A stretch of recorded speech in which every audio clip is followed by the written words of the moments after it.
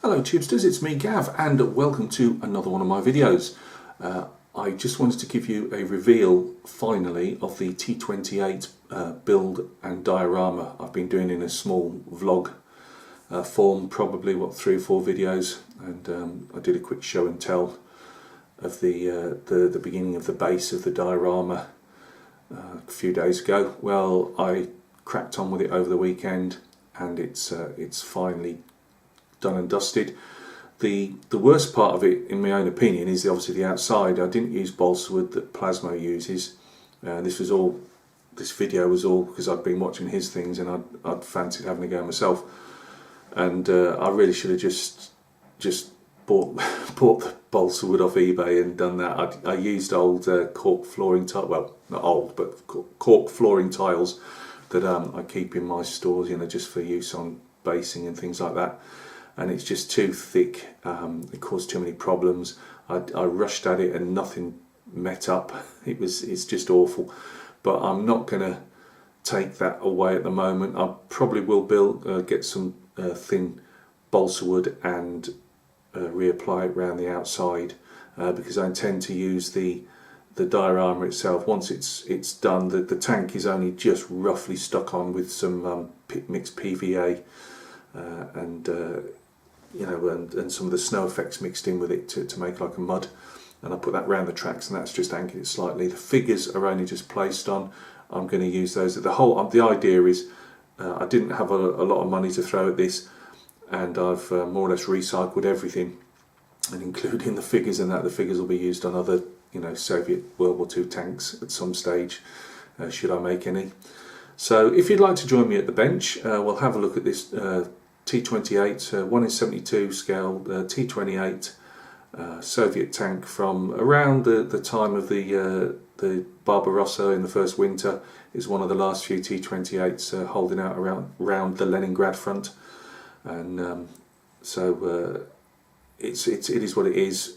I can't do any more to it. As I say, the sides are a bit naff, but you'll just have to forgive me on that. It's my first one. Hopefully they'll get better as I do more, or when I do more. So guys, join me at the bench and we'll take a look at this dio and we'll have a quick chat about it. Right guys, thanks for joining me at the bench. This is, again, I'm stuck for space. I always am. When I'm working on my workbench, I've got soldiers everywhere. Obviously I paint for a commissioned basis. I've even got bits of T55 waiting to go under the airbrush in the next couple of hours. So the place is littered and I'm literally holding this little mini tripod at the end of the bench, so I apologise for that. But this is me diorama. The trumpeter, the tank is made by Trumpeter. It's obviously all plastic. Go back to my other videos to obviously get a review and see it going through its stages. The figures are from Eureka. They're from their AB range, and they're metal. The trees, let's just see if we can gently pan them. Sorry, you're getting half the mucky workbench in at the same time. The trees I've made myself.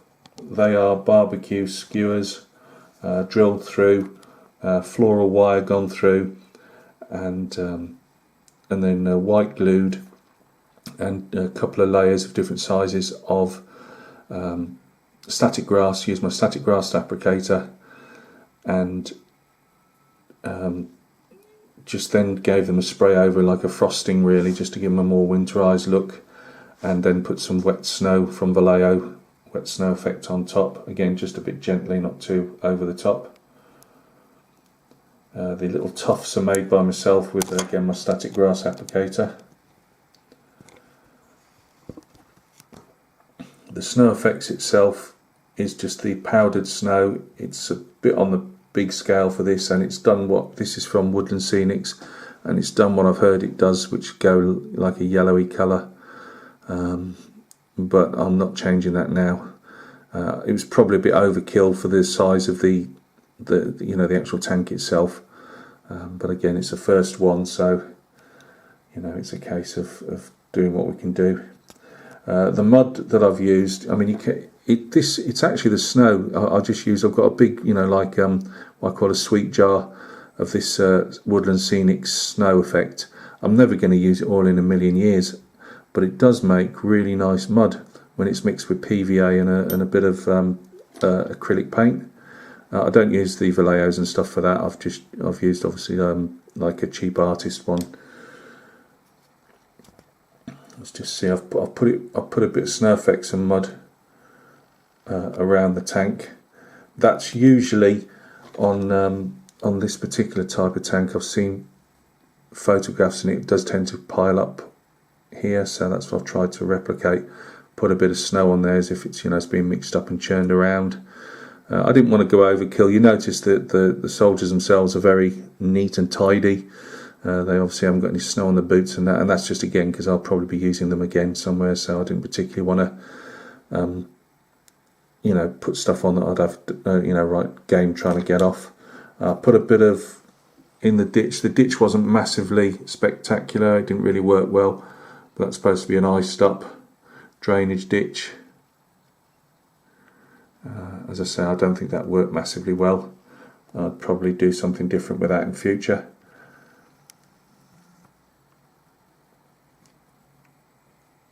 The rocks are just my usual cork with a bit of snow and white put on them just to show a bit of coldness to them. Put a bit of white paint on the tufts themselves just to show a bit of you know, frosting on those. A few twigs out of the garden. I did try and use glue to replicate icicles. That hasn't really worked very well, unfortunately. I made my own engine.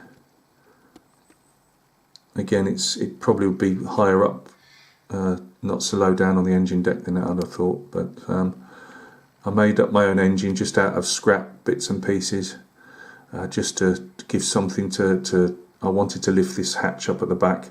I made a couple of handles myself out of pop cans, and I never did this one on the back hatch for some reason. I don't know why. I would have removed that otherwise. I've got the commander talking to one of the machine gunners there. Well, not the commander's actually this guy. Where are we?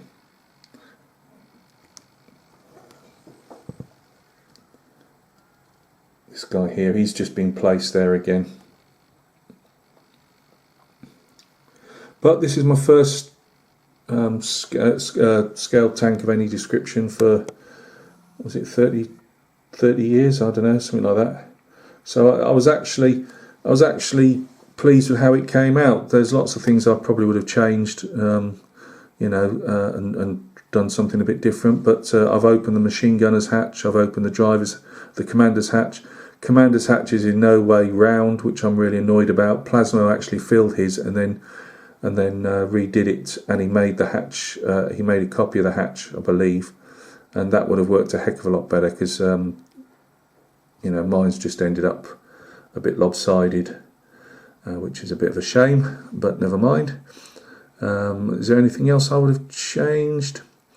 The trees, definitely. The trees I would have put more branches in, more secondary branches coming off the main ones. You know, lesson learnt there. But, you know, again, because I've done such a tatty job on this outside of the box here, I didn't bother painting it because I just didn't see the point. It's too tatty to waste the time on. It wouldn't have made it any look, it just made it look black and tatty rather than the cork look. So I'm afraid we'll just have to look by that. So here we go, we've got our T28. He's broken down on a country road, and they're waiting for the Russian version of the Remy to come out and repair it. But I'm actually quite pleased. I'm pleased with the tank itself. Yes, the whitewash looks greyish, but I didn't want it overly white. I want it because, to me, whitewash soon picks up the filth and grime of being out in the field, and obviously it's well worn as well. So now I'm happy with the tank. You know, there's I'm not in, you know, I would say first one, I'm no expert modeller. Cutting out the hatches was a game in itself. I've made little bits and pieces out of pop cans, and that again, learning how to do that. This whole diorama and this whole, you know, tank building is just you know, try it out really. I was confident I could paint the figures okay, because obviously I paint figures for a living. And as you guys know, I tried the plastic figures and they were a disaster. I should have just gone with these in the first place. But I was waiting for the agent to change over, so you know, I couldn't have really got them any quicker. So thank you very much for taking an interest in this. It's been a lovely little project. I've learnt a stack and I've got a lot more to learn. Obviously I've gone up a scale at the moment. I've got a 1 in 35 T58 full interior build going on. I'm just building the engine for that at the moment, and that will be up in probably three or 4 days. That you'll have a quick update on that on the first build vlog of that. I might well, depending on, I've got another 54mm figure to paint coming up soon, and obviously I'm cracking on painting commissions. However, I might well buy either another small tank at some stage, or maybe even an aircraft. I'm not sure yet, but I'm going to Telford to the scale model. Is it Scale Model World? I can never remember. Anyway, but I'm going to Telford. I went for the first time last year, and if you guys remember, I spent the princely sum of £10 on a book. I have a nasty suspicion I might be paying a bit more this time, but we shall see. But guys, thank you very much for stopping by and taking a look. I hope everything's going well with your projects, no matter what they are, whether they're you know, model kit building or figure painting. You know, obviously I cross over both genres, so it's always nice to see what's going on with people's projects. You take care of yourselves, and we will catch each other very, very soon on another video. Cheers.